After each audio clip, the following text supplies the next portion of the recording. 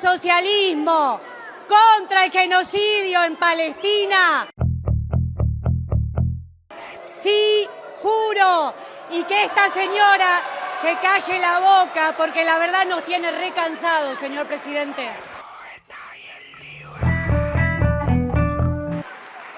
Sí, juro. Quedan ustedes incorporados a partir del 10 de diciembre. Por los derechos de los trabajadores, contra la reforma laboral.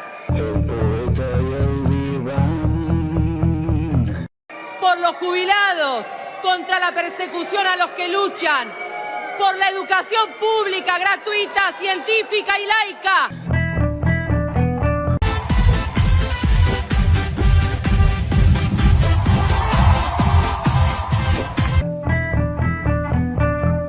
Bienvenido a un nuevo programa de El Poeta y el Diván, el antepenúltimo programa de este año, de 2025, segunda temporada.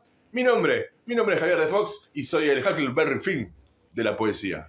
Mi nombre es Fernando Ramírez, soy docente universitario, psicoanalista y llegamos, ¿no? Estamos llegando, Estamos... sí, así un poquito así, remando en dulce de leche, como se le dice popularmente. Lo hubiera pensado hace casi 2 años, no me quiero poner muy nostálgico, ¿vio? Y tampoco voy a recordarle de nuevo que no daba 2 mangos porque nosotros después de 2 años estuviéramos acá, pero gratamente digo, llegamos. Llegamos medio, no sencillamente, ya estamos, yo estoy tratando de motivar una actitud tipo Mick Jagger, Kate Richards, como para abonar la convivencia. Ya por nuestra edad, está bien lo que dicen que va a ser. ¿Quién va a ser? Bueno, Mick Jagger no va a ser padre bueno, no sé quién va a ser padre bueno.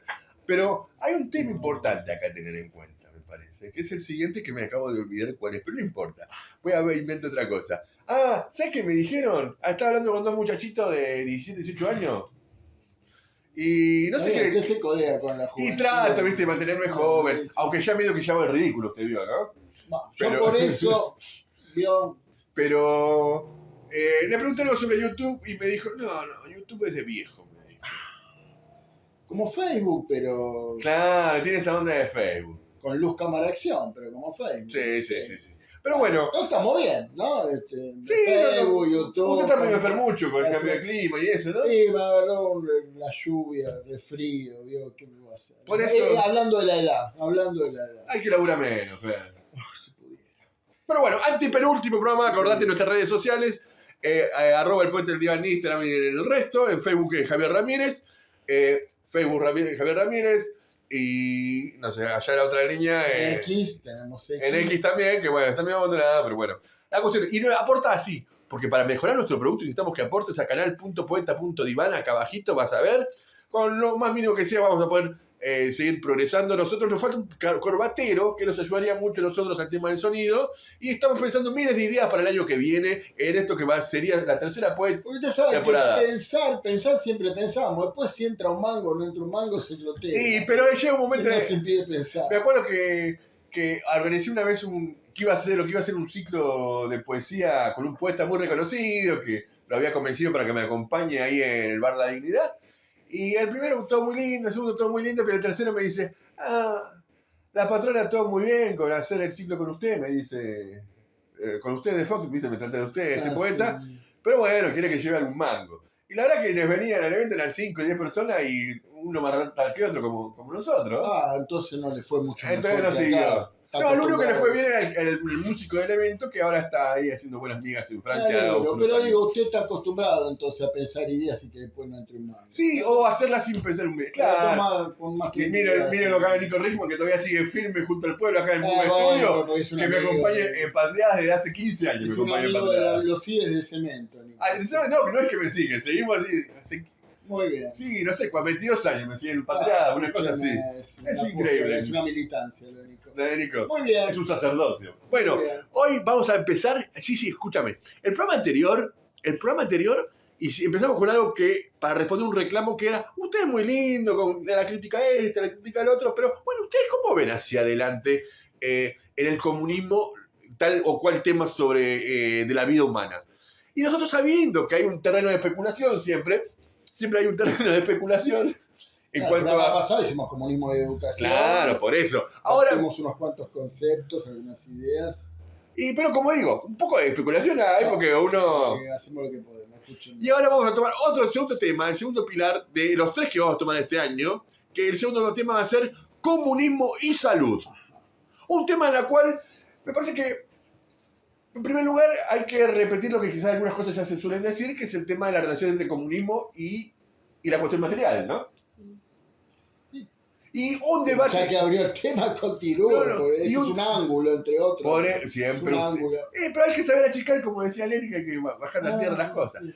Y el otro ángulo, me parece, el otro aspecto es que nosotros tenemos un ente en esta sociedad capitalista, un ente que rige las concepciones teóricas sobre la salud, que es la Organización Mundial de la Salud. Así es. Que tiene una definición que usted rápidamente, raudamente y claramente va a explicarla.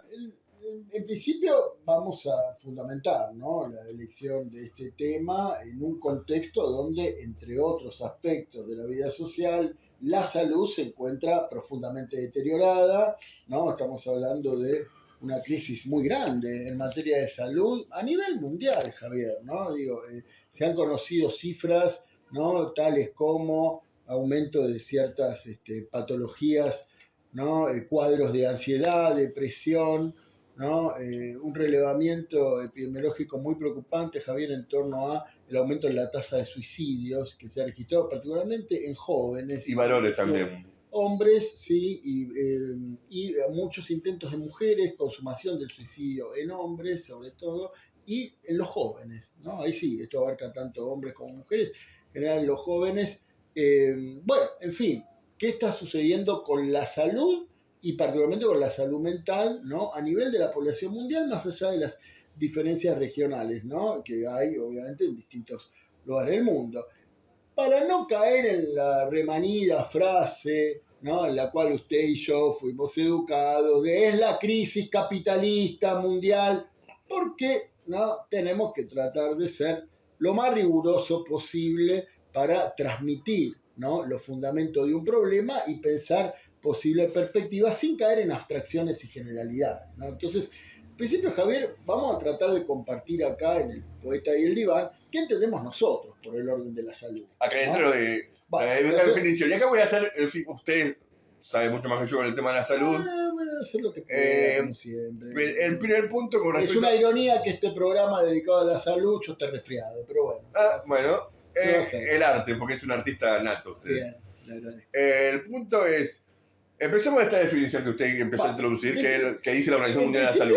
Nos encontramos en el panorama contemporáneo con los efectos todavía de un paradigma, ¿no?, fundamental, insisto, ¿no?, a nivel mundial de lo que se comprende por salud, que es la definición que ha dado ni más ni menos que la Organización Mundial de la Salud, ¿no? Este organismo bajo el paraguas de Naciones Unidas, creado en la posguerra, si no recuerdo mal, en el año 46, donde el objetivo era mancomunar, ¿no?, diversos planes para que los diferentes países puedan llegar a ciertos acuerdos en torno a las políticas de la salud en la población mundial, ¿no? Y la Organización Mundial de la Salud define a la salud como el completo estado del bienestar físico, psíquico y social, y no solo la ausencia de enfermedad, ¿no? Con lo cual, bueno, quienes se han dedicado un poco a estudiar ¿no?, esta definición y marcar qué alcances y límites se pueden dilucidar ahí, lo que aseguran es que, en principio, es una definición que puede resultar un tanto progresiva respecto a que la salud no se define solo por la ausencia de enfermedad. Acá hay un primer punto, ¿no? Me parece que esta idea de ausencia de enfermedad es extremadamente abstracta en el sentido de, bueno, ¿qué es la enfermedad, qué no es la enfermedad, qué circunstancias se mueve la enfermedad? En ese sentido puede ser que sea progresivo, es decir, que le especifica cuáles son los aspectos para la salud mental. Me parece que en ese aspecto puede ser progresivo. En general para la salud, ¿no? También para podemos incluir ahí a la salud mental, lo vamos a dedicar en el segundo bloque como un subcampo de la salud, pero en principio para la salud en su conjunto... ¿Sabes lo que pasa? Que en el segundo bloque se viene la polémica. Usted ya spoileó. Físico, social, psíquico, donde no se trata solo de la ausencia de enfermedad, se trata, y así también lo podemos encontrar, ¿no?, en la propia OMS, se trata de la creación de condiciones, ¿sí?, para la producción de este bienestar, ¿no? Quiere decir que la misma OMS remite a un cierto conjunto de actividades, ¿no? De procesos para que la misma salud sea posible. O sea, ¿no? la izquierda contemporánea estaría de acuerdo. Cambiamos las condiciones materiales, Bueno. están dadas las condiciones para un estado de salud. Las condiciones materiales caen de Maduro, que son un nivel fundamental, ¿no? Y es lo que hoy, en muchísimos lugares del mundo, estamos viendo que se han denigrado, se denigran constantemente y no permiten precisamente la elevación a este estado, ¿no? Es decir, que se trata de sentar, producir y generar las condiciones, ¿no? Para que la salud sea posible, más allá de la ausencia de enfermedad. Esto por un lado, pero por el otro lado, Javier, es una definición que, bueno, tiene, ¿no? Un límite importante, o así es leído también, ¿no? Porque la OMS se refiere a la salud como un estado, ¿no? Como un estado, es decir, quienes efectúan críticas al respecto afirman que la salud, entendida como un estado, constituye una vara, ¿no? Estática, universal, abstracta, homogeneizante acerca de cómo considerar a esta salud, que por otro lado tiene una definición, digo, ambiciosa por abstracta, pero también que peca de abstracta, ¿no? En su ambición ideológica, de suponer que la salud es un completo estado de bienestar, ¿no? Cuando, por el contrario, quienes consideran, y yo, bueno, entiendo que a nivel global representa un aspecto más progresivo que lo que plantea la OMS, quienes consideran que la salud más bien debe entenderse como un proceso, como un conjunto de creación de condiciones y transformación de la vida material, ¿no? Psíquica y social y cultural, es imposible cerrar o fijar la salud como un estado, ¿no? Acabado, adaptado, ¿no? Abstracto, universal. Pero ahí me entra una duda, porque usted hace una oposición entre... Yo no la hago, la hacen bueno, sanitaristas, agentes de salud, bueno, personas como Alicia Stolkiner, con quien, bueno, uno puede tener algunas diferencias políticas. algún texto acá, vamos a meter ¿no? un texto. Sí, digo, pero, bueno, en fin, hay otras, Emiliano Galende, fallecido hace poco, psiquiatra. Pero bueno, esta también, oposición que hace considera Galende y Skinner, ¿no? ¿Cómo es? No, Stolkiner. Stolkiner. No, es el que usted quiso hacer un chiste con eso. Néstor Kirchner y Lucho Galende. Bueno, están estos dos personajes. No, el padre era. El padre era Emiliano Galende. Es decir, bueno, Sí. hay una oposición, me parece, ¿no? Al principio, entre Ya Estado... Lucho Galende, que era el conductor de 618, sí, el padre. Sí. Era, hay una oposición entre proceso y Estado. Ahora bien, mi pregunta es esta. Si uno entiende la salud, por lo menos como yo, a mi leal saber y entender, el concepto de salud es producto de un consenso de determinado momento histórico. Es decir, hasta este nivel uno es sano, no es otro. En ese sentido le puede dar la derecha que es provisorio el concepto de salud. Bueno, en ese momento, cuando la Organización Mundial de la Salud fue fundada, usted sabe que no fue un grupo de élite meramente quien la fundó, fueron médicos. Usted sabe que uno de los médicos que participaron, ¿no?, en la fundación de la OMS fue Gregorio Berman, un médico argentino que había pertenecido al Partido Socialista, que participó en la reforma del 18 de Córdoba y en la reforma universitaria, y además fue compañero de ruta del Partido Comunista. Después terminó ligado, bueno, simpatizando, ¿no?, con la Revolución Cubana. Un hombre de amplia trayectoria que merecería estudiarse su vida y obra. Bueno, Gregorio Berman fue uno de los... Bueno, pero quiero remarcar esta idea. Si uno entiende, o desarrollar esta idea, que si uno entiende que la salud es producto de un consenso social, voy a hacer una concesión para la redundancia, en cuanto a que, en todo caso, la clase social dominante define qué salud es qué no. Me parece que es de acuerdo a la posibilidad de determinado periodo histórico, un modo de producción de definir qué es saludable y qué no. Me parece que, en ese sentido, puede aspirar a la idea de Estado. Es decir, bueno, en esta sociedad, esto es saludable, esto es salud y esto no es salud. Ahora bien, en términos históricos, como materialista histórico, uno puede abrazar esta idea. Bueno, es un proceso. Pero me parece que el proceso abre la idea de que nunca se está saludable. Bueno, acá yo digo presente, ¿sí?, desde mi compromiso con el deseo por el psicoanálisis, y voy a tomar a Freud, a Sigmund Freud, en El malestar en la cultura, donde Freud lo que plantea allí es que en tanto exista la cultura, ¿no? Sigmund Freud, en tanto yo lo cuento ya. bueno, pues Freud, ¿no? Hablaba de lo decía otro texto. ¿Se puede decir otro texto acá? Bueno, el malestar en la cultura, ¿no? Freud lo que nos plantea es que todo orden de cultura nos exige una renuncia a esas satisfacciones más inmediatas que queremos tener, como son las pulsiones, y más particularmente la pulsión de muerte, y eso hace que tengamos que transaccionar con todo orden de la cultura, ¿no? Para poder compensar esa renuncia que nos provoca el malestar por lo que la cultura nos exige, ¿no? Renunciemos a nuestras satisfacciones más inmediatas de las pulsiones, pero la cultura tiene que poder ofrecer, dice Freud, las compensaciones necesarias para ello. De lo contrario, es una cultura, el mismo Freud lo decía, que merece perecer, ¿no? Esto significa que es muy difícil, por no decir directamente imposible, ¿no? Seguir concibiendo al ser humano dentro de un futuro o hacia un futuro histórico donde su salud se constituye, particularmente su salud psíquica, pero el conjunto, podríamos decir, se constituya como una suerte de nirvana o punto cero, donde ya no exista ningún deseo, ningún motor, ninguna tarea, ninguna nueva asunción histórica por producir. El hecho de que subsista un margen de malestar, de tensión, de motores, de deseos, de contradicciones, hace que la vida humana, aunque padezca, también logre su enriquecimiento. Sí, pero me parece que hay...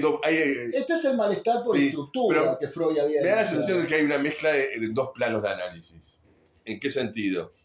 En que uno entiende que el concepto de salud está preso o está sujeto a un proceso histórico donde las condiciones materiales de ese proceso histórico se van modificando, pero, y a la vez el otro plano es que en determinado modo de producción, en determinado contexto histórico, es previsible y hasta es saludable, valga lo paradójico del término, es saludable que exista un concepto de salud. Es decir, yo en determinadas condiciones me planteo determinado concepto de salud. Pero le diría que no hay tal mezcla por esto que dice Freud, porque Freud lo que plantea es, sí, este proceso es inherente y constitutivo a todo orden cultural. Ahora, la cultura, ¿reúne o no reúne el patrimonio y las condiciones para ofrecer una compensación a ese? Bueno, si las reúne, eso no significa que digamos, el motor, el empuje, el famoso término alemán Trab, ¿no? El motor pulsional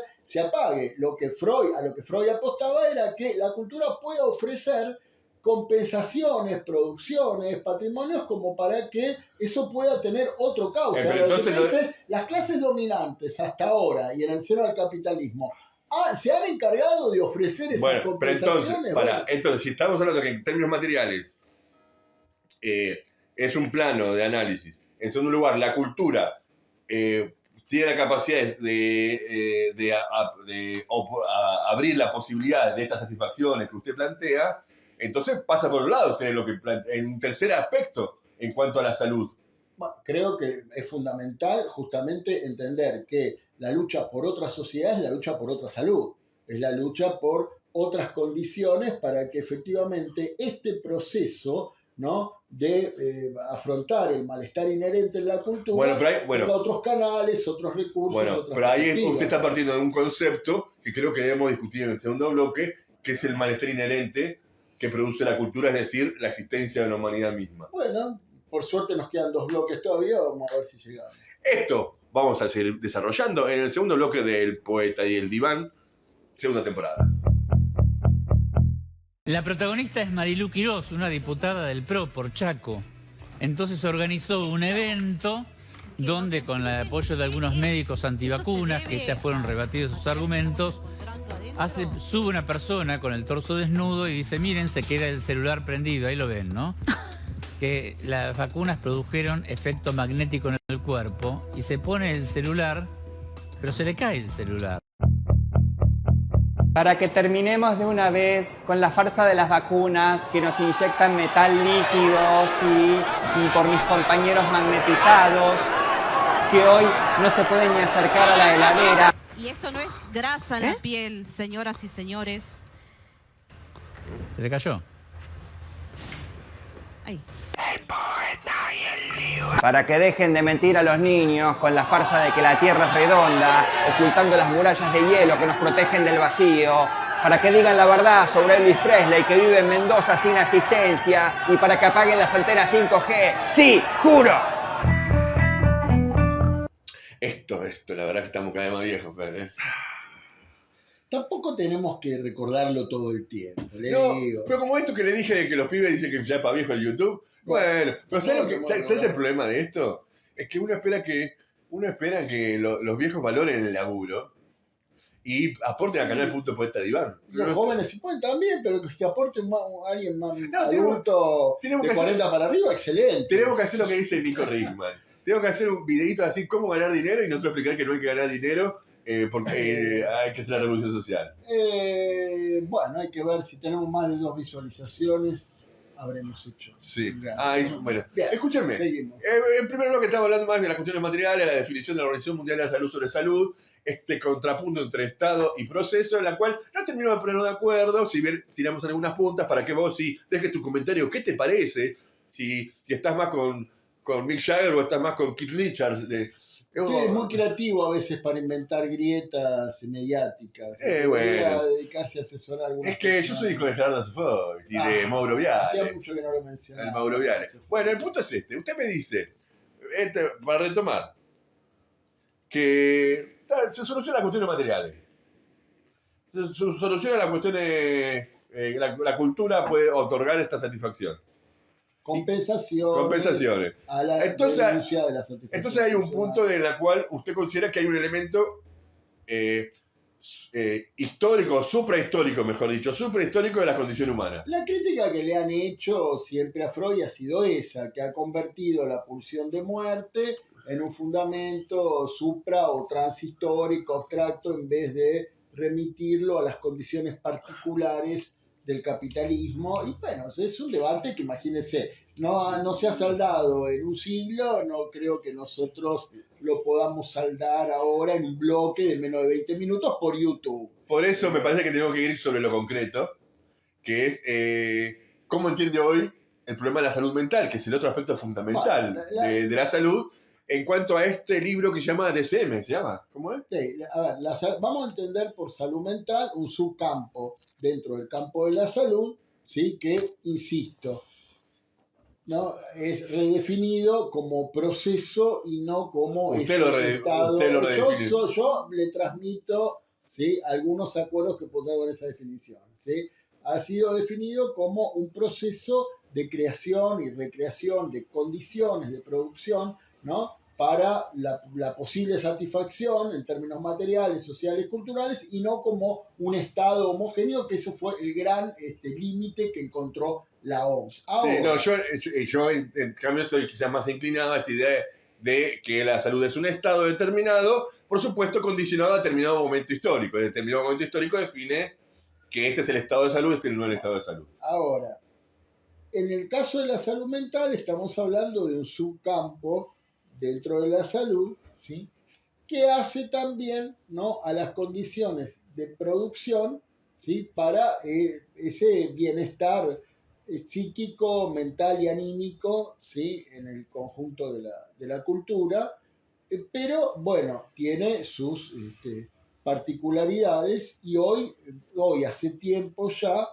es un campo en el cual, bueno, tenemos que ver cómo poder leerlo, ¿no?, hoy, atravesado por qué fuerzas, hegemonizado, ¿no?, por qué perspectivas. Y bueno, básicamente usted recién mencionaba las siglas del DSM. Con lo que nos encontramos hoy en el campo de la salud mental es con un paradigma medicalizador, ¿sí?, que tiene como base y fundamento el diagnóstico, ¿sí?, al manual de diagnóstico y estadística de los trastornos mentales, en su 5ª versión, de la Asociación Americana de Psiquiatría, que es básicamente, ¿sí?, la Biblia, ¿sí? ¿De qué año es esta 5ª versión? Bueno, esta 5ª versión, no recuerdo ahora si estamos hablando de hace 2 años, es muy reciente, y cada 2 año... o 3 años, mire, quizás me estoy equivocando un poco más, pero es muy reciente. ¿Y quién decide los cambios, digamos? Bueno, la misma Asociación de Psiquiatría Americana. Es cosa yankee, digamos. Bueno, pero tienen también versiones europeas, ¿sí? Se va especificando un consenso, ¿sí?, de las grandes instituciones de la psiquiatría en el mundo, y van acordando este manual. Ahora, este manual, Javier, bueno, ha sido muy cuestionado también por profesionales de distintas tendencias y orientaciones, básicamente pues es un manual que está hecho, construido para la ganancia de los grandes laboratorios farmacéuticos, ¿no? Pero le digo esto, pues es un dato muy importante, y ya redondeo con esto, porque es un manual en el que se ha probado que muchos de sus diagnósticos no tenían ninguna corroboración en términos neurológicos, en términos genéticos, no se han hallado los biomarcadores necesarios para corroborar los diagnósticos, y además estaba hecho por agentes de los laboratorios para la producción farmacológica. Entonces, bueno, ha tenido que ir rectificando muchas cosas por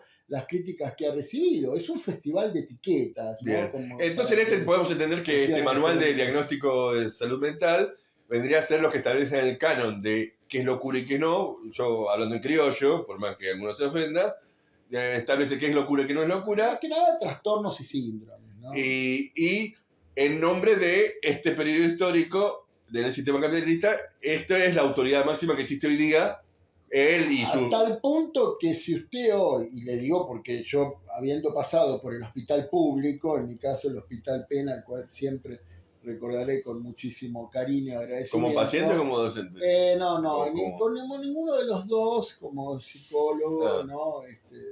Pero bueno, entonces allí a la hora de completar una ficha clínica en un servicio de psicopatología del hospital público, hay que hacerlo bajo las coordenadas del DSM. Bien. Lo mismo en una obra social, en una prepaga, es decir, se trata de un manual de uso obligatorio para el sistema de salud. Pero eso no permite ordenar un poquito. Bueno, hay que ver qué entendemos por ordenar. Ordenar en el sentido de que en un punto...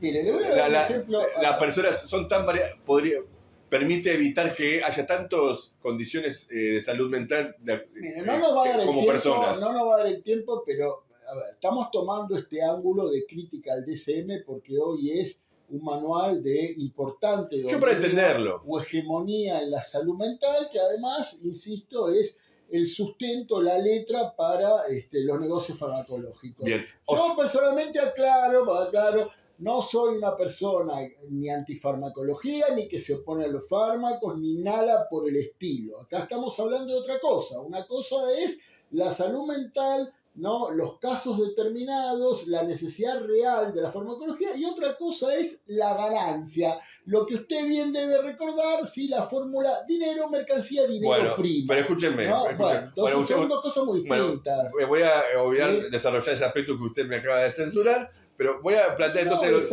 en los términos que usted lo dice. Pero entonces los antivacunas tienen razón. ¿Está de acuerdo con los antivacunas? No sé cómo mete los... No, porque los antivacunas dicen, che, pero todo esto es negocio de los laboratorios. No, a ver. ¿Entonces usted está de acuerdo con los antivacunas? Como abogado del diablo, como se decía en alguna época, yo voy a ser de abogado del diablo y le hago las preguntas incisivas para que el público entienda. Quiero creer que lo dice de ahí, porque usted es lo suficientemente inteligente como para... No, pero yo estoy preguntando.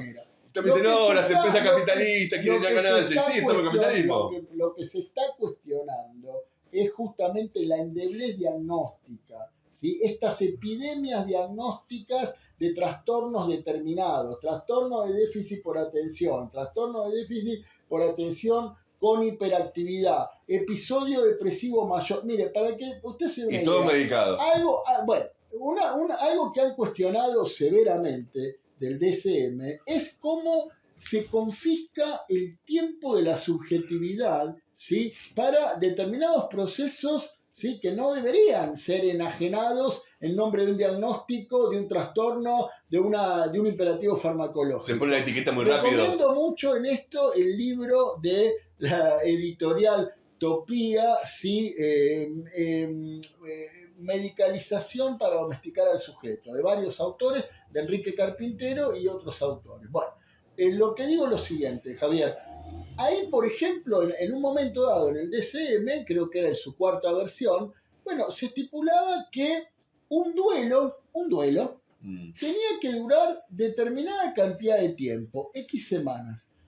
Si vos te pasabas de tantas semanas, ya era homologable a un episodio depresivo que podía ser más leve, más moderado, pero carajo, se murió tu viejo, ¿sí? Y más o menos, flaco, si a las 3 semanas no estás comiendo un asadito con los amigos, no estás haciendo a laburar sonriente, no, trastorno, episodio, depresivo, track. ¿Se entiende? Sí, este sí. tipo de cosas son las que se Sí, cuestionan. igual, perdón, ¿no? ¿Sí? O sea, en este cuestionamiento que hay, lo que quizás se presenta como la oposición a la hipermedicalización, según conocimiento más o menos cercano, suele ser, he escuchado un concepto al revés, que en realidad es necesario, quizás la primera instancia, una medicalización, todo un periodo, sin este tiempo de duelo que usted reafirma, para después supuestamente uno poder transitarlo solo. el Cuando camino. hablamos de medicalización no hablamos de solamente la provisión farmacológica, hablamos de una mirada estrictamente reducida, biologicista, con hegemonía psiquiátrica, bajo el paradigma positivista, individualista, donde la salud solo cuenta como el atributo de una persona y no como un proceso sociohistórico de conjunto. Esto es muy largo de desplegar porque son cuestiones epistemológicas de fondo que hay que poder diferenciar bien. Pero esto es el DSM, digamos, es una suerte de combinatoria de viejas herencias, ¿sí? de las miradas más reduccionistas de la medicalización del siglo XIX en adelante, con la tecnología de punta en materia de festival diagnóstico y farmacología. Bueno, pero estamos frente a un verdadero monstruo. No, pero ahí no hay... para mí me suena como un con el contradictorio. ¿En qué sentido? O no. No, en realidad no. O sí. A ver, déjame pensarlo bien. Déjame pensarlo. Voy a pensar en voz alta. ¿Sabe cómo decía? Bueno, se va a enojar alguno, pero yo lo cito en términos prácticos. Como decía Mao, la contradicción no radica solo en el imperialismo. Sí, bueno, algún día sí, bueno. Ahora me van a acusar de maoísta. No, hablemos después de dialéctica un día. El punto es este. Usted me dice, el DSM nos plantea, por un lado, un bombardeo a instancia de los laboratorios de la medicalización y a la vez una suerte de elogio o de elegía, para ser más estricto, el individuo y su proceso independientemente de, no hay proceso, de lo social. Es un atributo y un estado la salud, okay. De manera independiente, pero ahora, justamente en las condiciones sociales, abonando lo que usted se quejaba. Ahora cuando estamos tomando lo no, que estoy hablando de la contradicción. Usted juega al contra de Calabró. Pero bueno, escúcheme, pero voy a esto. Voy a esto. Pero a instancia de lo que nosotros hemos planteado acá un montón, que es esta crisis capitalista, esta ausencia de faros sociales después de la caída del muro, de una discusión generalizada, posmoderna de las autoridades sociales, en apariencia parece que el DSM sigue siendo un faro en este aspecto. Por supuesto, tiene una hegemonía, le estoy diciendo, obras sociales, medicinas prepagas, ¿sí? Servicios de psicopatología, instituciones públicas, instituciones privadas. El DSM rige la batería del diagnóstico, pero rige el orden diagnóstico. Pero no hay una combinación, una conjunción entre estos intereses farmacológicos y esta ausencia de autoridades generales sociales, de faros sociales, que habla de que lo que hemos llamado nosotros esta cultura woke, en el sentido de que, bueno, cada cual tiene una individualidad y entonces encontramos en que cada persona es especial, cada persona tiene un síntoma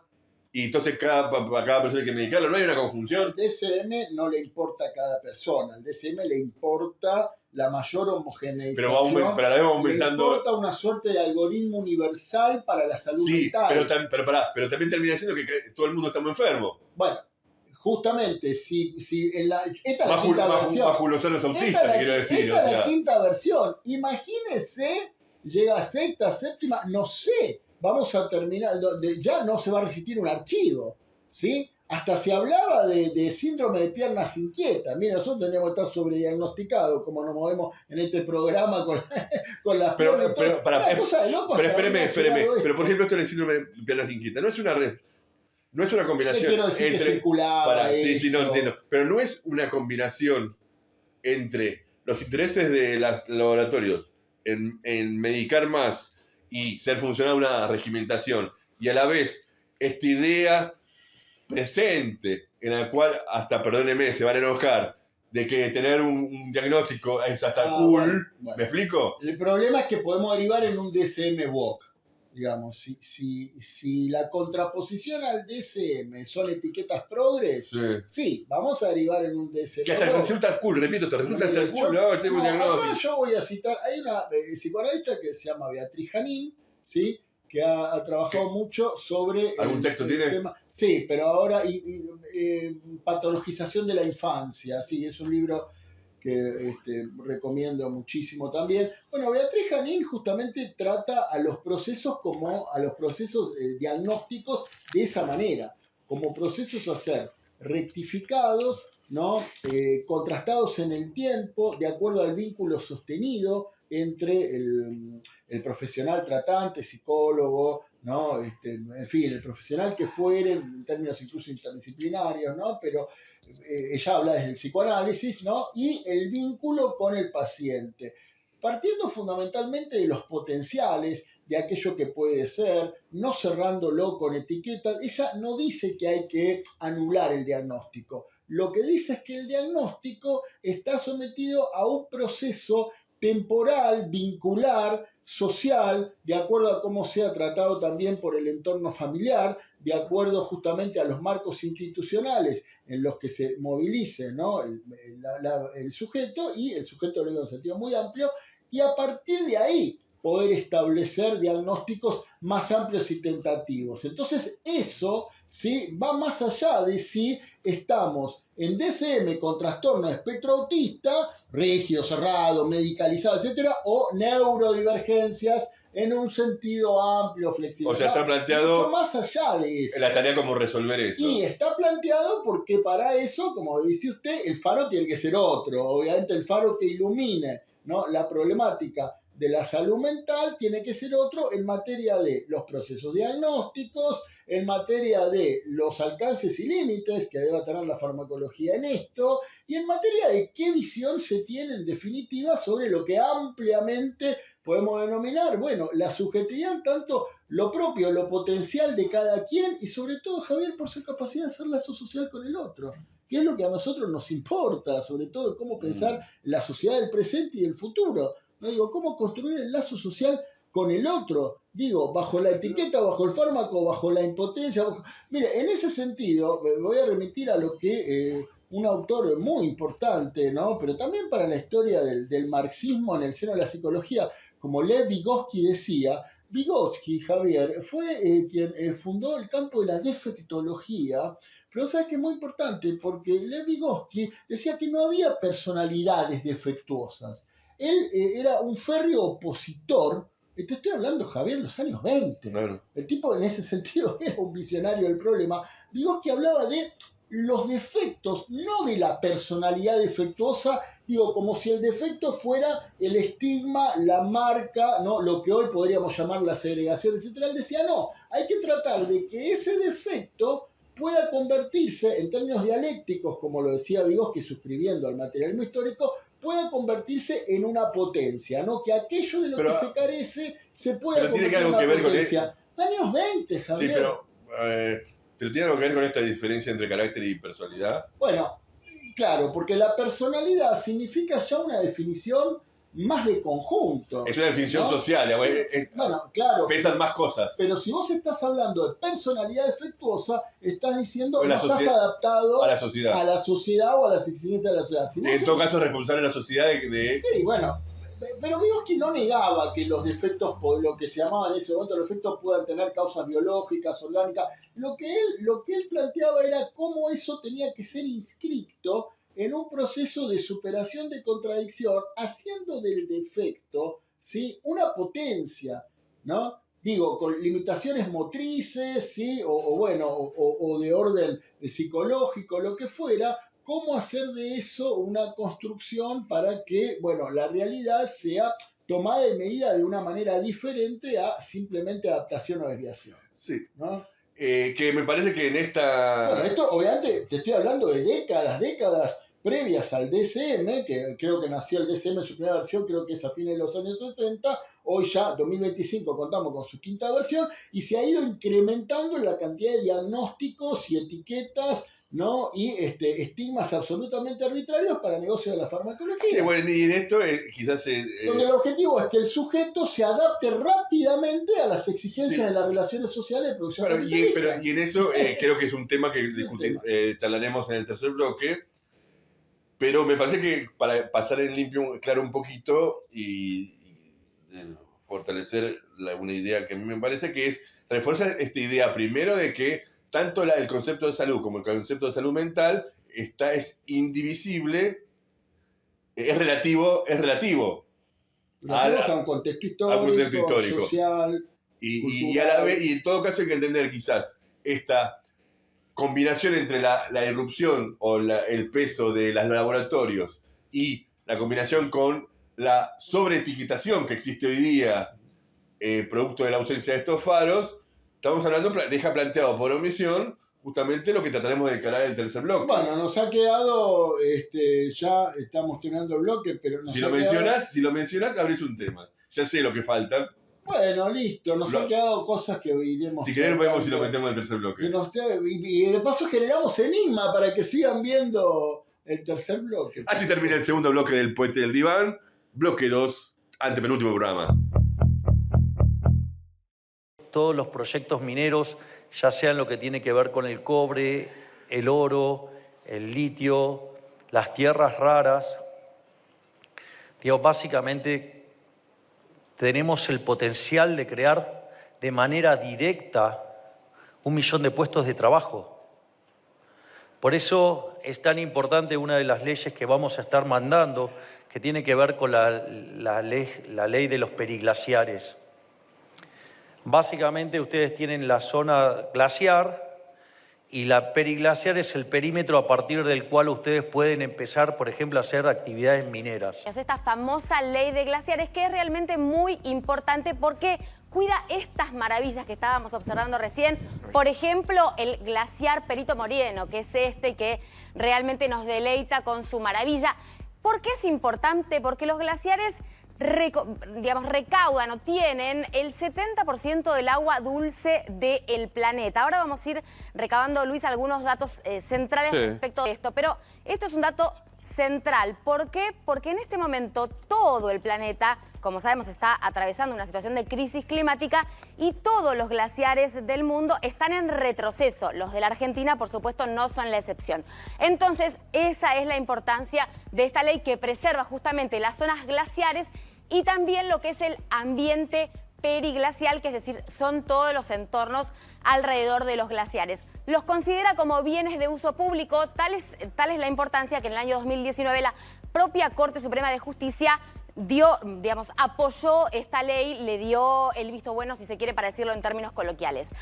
¿Qué genera esta ley? Por ejemplo, entre otras cosas, que haya un inventario nacional de glaciares. ¿Cuántos glaciares tiene la Argentina? Sí. Cerca de 17.000 glaciares. Por eso es importante ir contabilizándolos y saber si es que efectivamente están en retroceso, como te digo que el grueso lo está.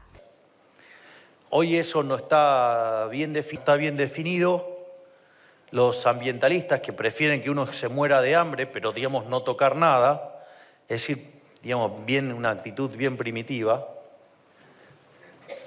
Lo que permite esta ley que nosotros estamos enviando al Congreso es que devolverle el federalismo a las provincias y que cada provincia determine cuál es la zona periglaciar. Y eso, la contracara de esa va a ser una gran inversión en todo lo que tiene que ver en materia de minería. Seguimos acá en El Poeta y el Diván, antepenúltimo programa del año 2025, segunda temporada. Acordate de colaborar con nosotros, canal.poeta.diván, Javier de Fox en Facebook y @El Poeta y el Diván en otras redes sociales. Fox me omitió y no voy a interpretar. Javier Ramírez. Bueno, este es un problema. Yo había abandonado las redes sociales porque era una claca, pues una cloaca.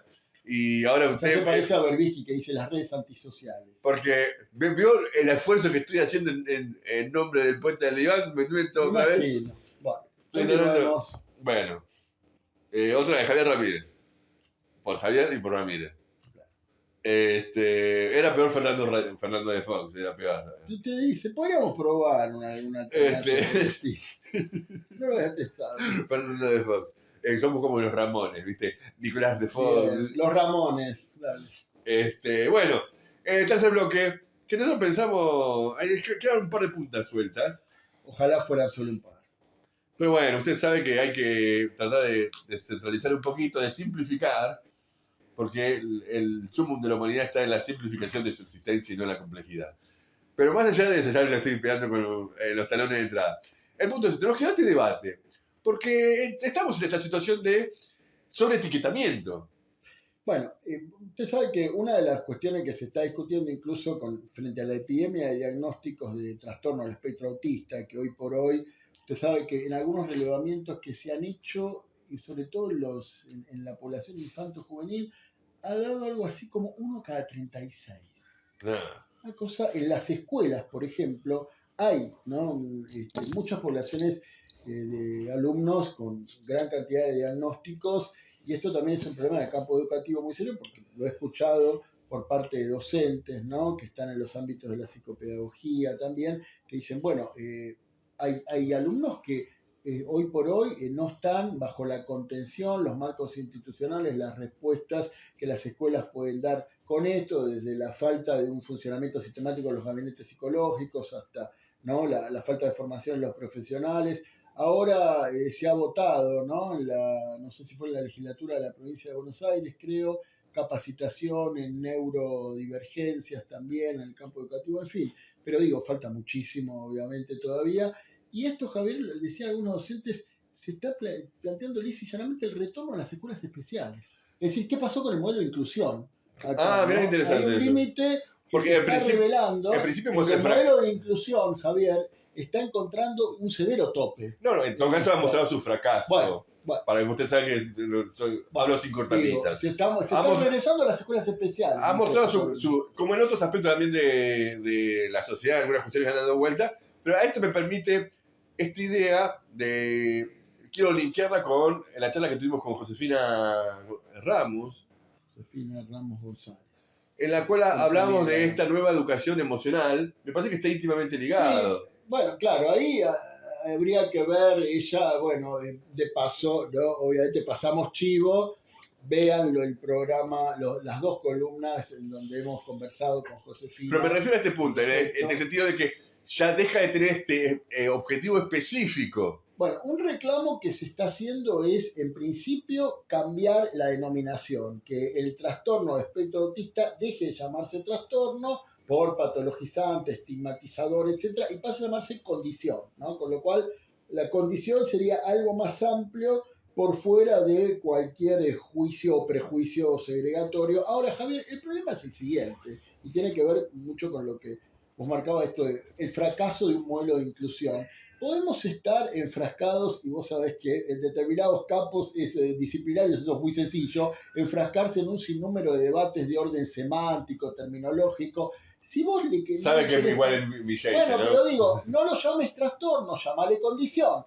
No lo llames autismo como patología, llamalo neurodiversidad. Ahora, Javier, si las escuelas no tienen un gabinete, si las escuelas no tienen el presupuesto, si los profesionales no están formados, si realmente, llámalo como lo llames, Javier. Bueno, vamos a seguir teniendo el mismo problema. Pero ahí tenemos... Entonces, educación emocional, lo que vos quieras, pero ¿se entiende el problema con esto? Pero claramente, porque ambos aspectos... ¿Qué pasó con la inclusión? Pero ambos conceptos hablan de, por un lado, cuando uno remarca esta idea de las condiciones materiales en las cuales se desarrolla el sistema educativo, repite lo que lamentablemente la izquierda revolucionaria argentina y mundial ha repetido, se ha limitado a eso, que hemos criticado en otros programas. Es decir, acá el problema es solucionemos que les aumente el sueldo docente, hagamos linda escuela, y aparentemente para lo que presenta la izquierda se solucionaría mágicamente todos los restos de los problemas.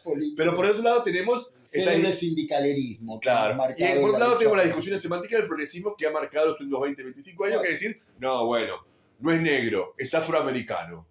No es indio, es aborigen.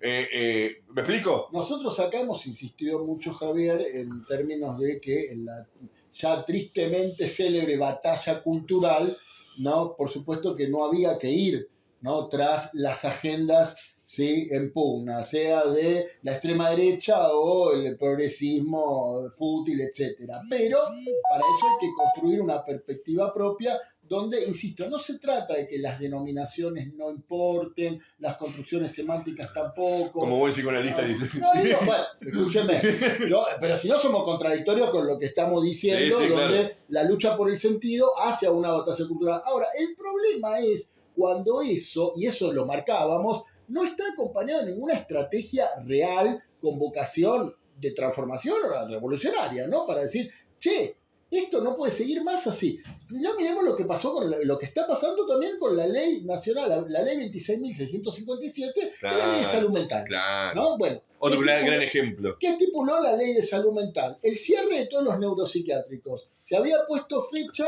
de cierre a todos los neuropsiquiátricos para el año 2020. Imposible.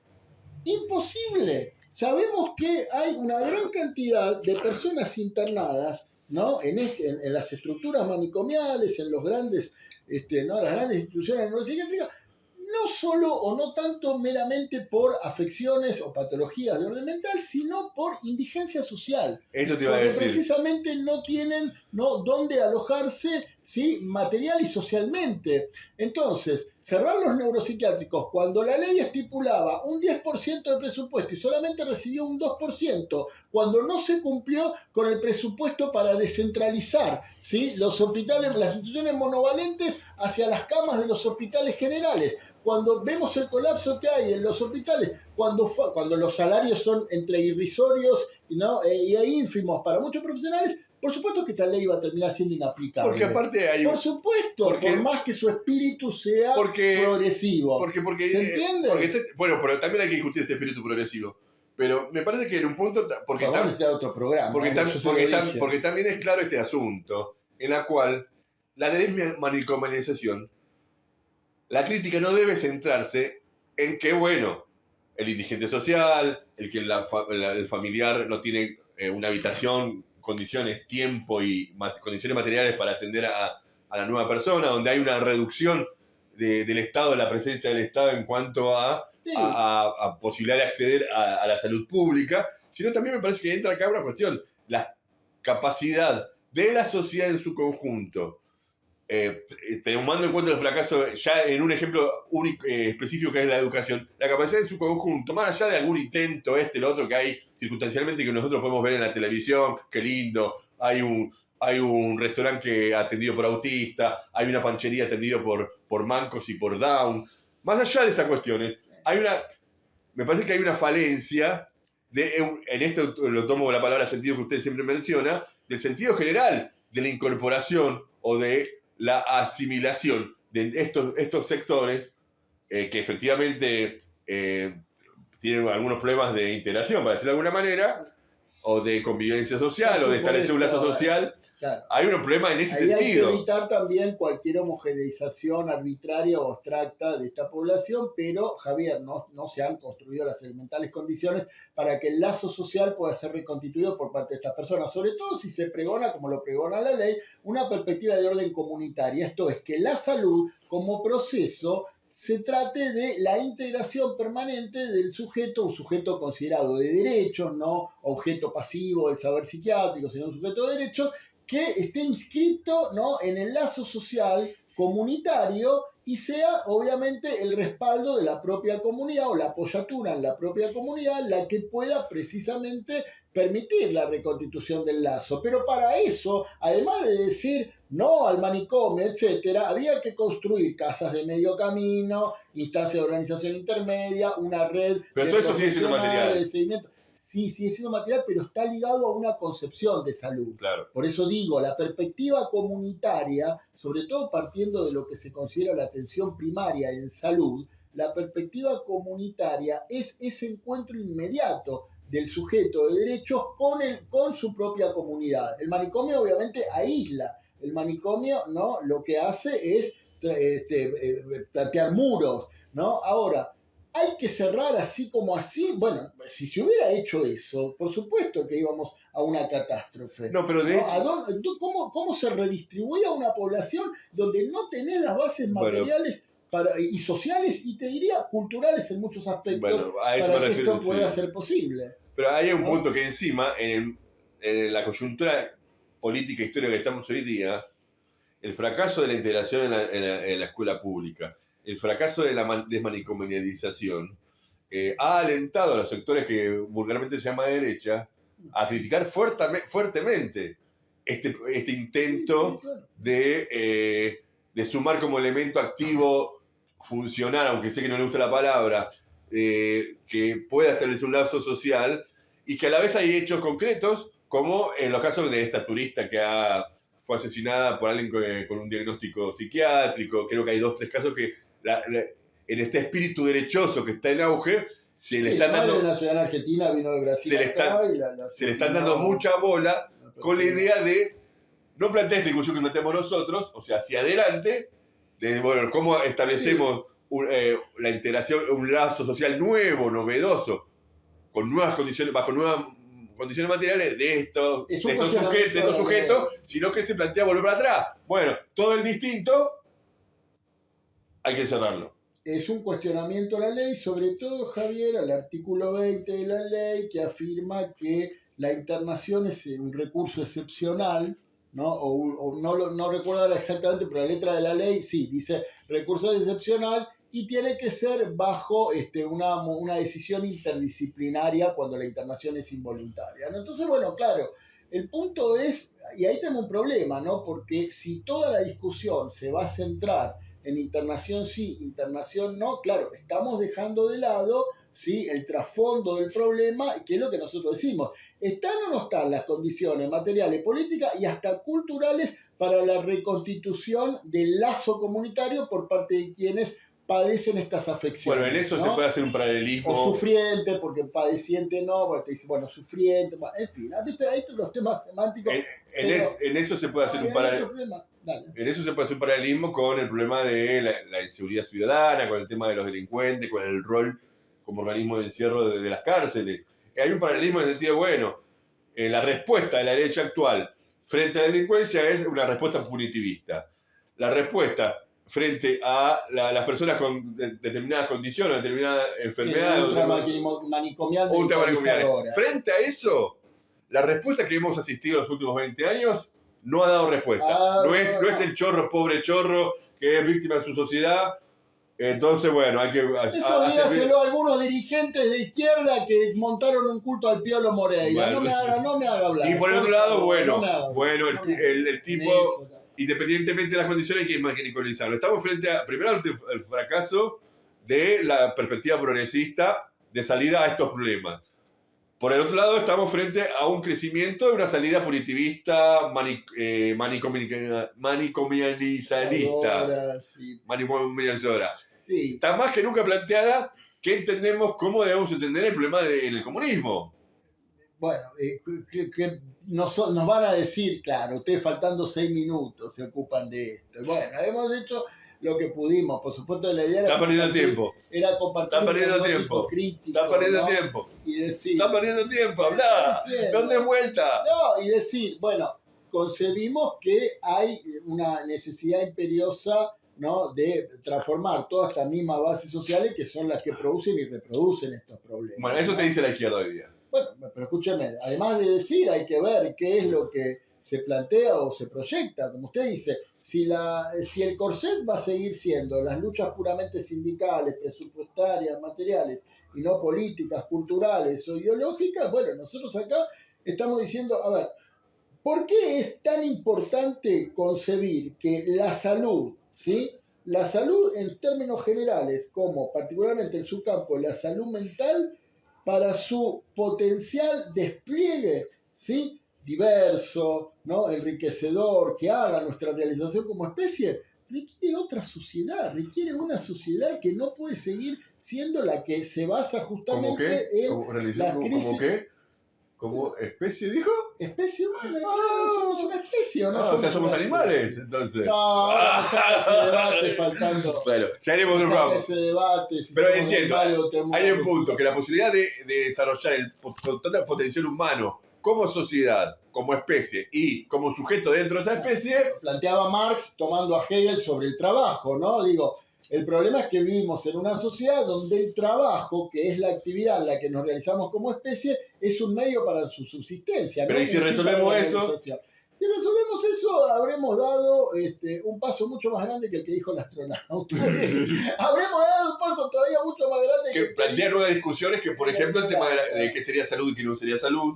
Sí, pero digo, acá, a ver, nos interesa también discutir cuestiones de orden filosóficas, políticas. Eso te iba a decir. Porque si no, para eso ya sabemos, más presupuesto, más salario. Claro. Bueno, no al manicomio, pero sí a las casas de medio camino, pero el manicomio no lo puedes cerrar todo ahora, tenés que reformarlo. Pero no tiene sentido, no estamos acá para brindar, ¿sí?, algo lo cual nosotros damos por hecho, ¿sí?, que es una base elemental. Ahora, si esa base elemental lo convertís en un techo político, tenés los problemas que tenés. Por eso yo me quedo con esta idea de que tiene un gran contenido de discusión filosófica. En el sentido de la cual me parece que esta idea de la funcionalidad del sujeto ante su sociedad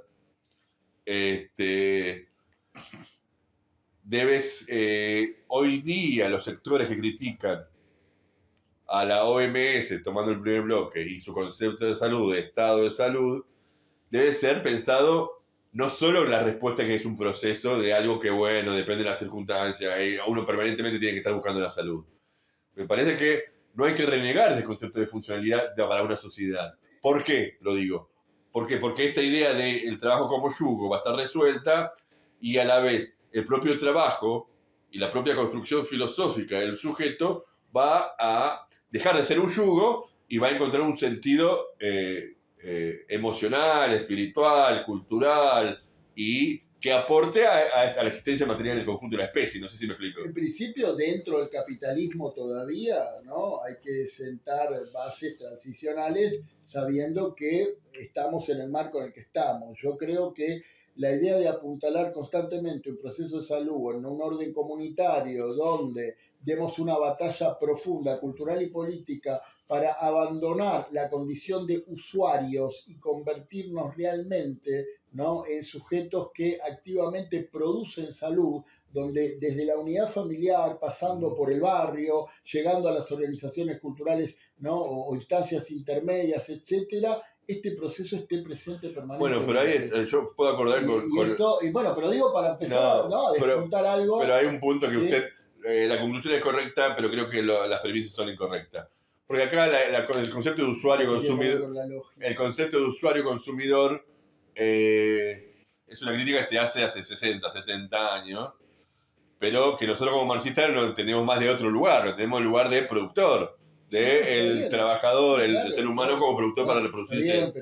Entonces, puedo desarrollar la introducción a la crítica de economía política acá, hombre. Yo le digo, usuario en el sentido de vamos por una salud, ¿sí?, de la construcción social llevada adelante por los trabajadores, o vamos con la salud del documento del Banco Mundial, invertir en salud el año 93, o más atrás, si querés, la Fundación Rockefeller, que el año 79 llamó a considerar a la salud como una prestación básica, una competencia de mercado, la privatización, que el Estado simplemente subsidie, ¿no?, lo más elemental, lo que está llevando Milei, por ejemplo, ahora al extremo, ¿no? Entonces son conceptos viejos, claro, son programas viejos que hoy el gobierno, por ejemplo, los quiere presentar con la desregulación y compañía como si fuera el sumum que nos va a llevar al paraíso de la salud. Entonces tenemos que partir de una realidad que no es nueva, pero que hoy lamentablemente hay condiciones políticas por parte de un gobierno para llevarlas adelante. Frente a esto, ¿qué tenemos que oponer? Tenemos que oponer una batalla política, cultural, económica, ideológica,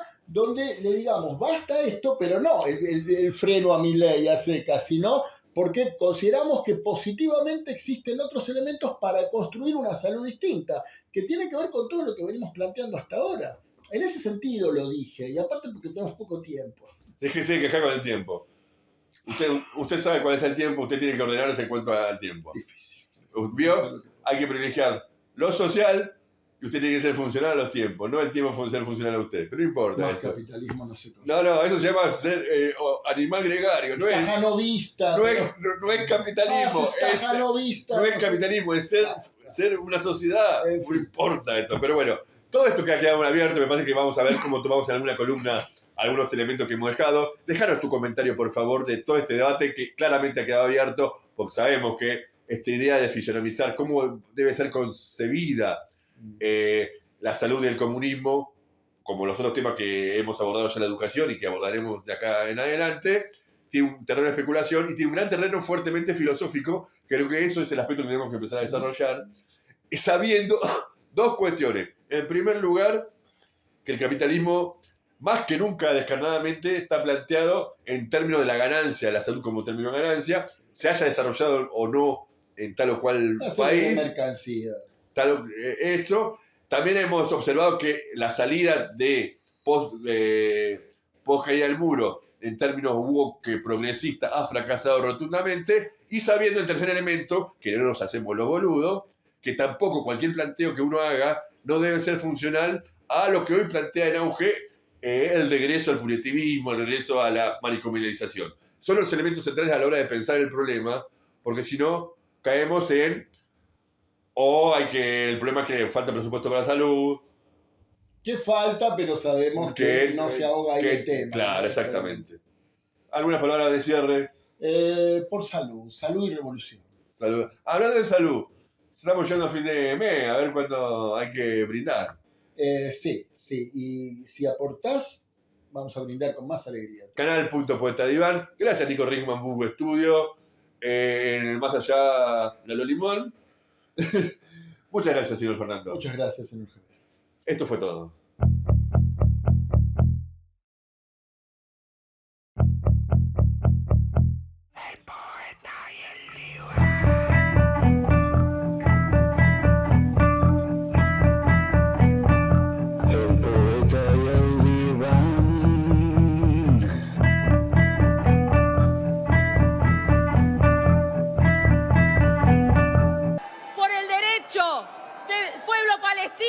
De existir desde el río hasta el mar, porque frente a esta barbarie los trabajadores tenemos que gobernar por el socialismo en Argentina y en el mundo. ¡Sí, juro!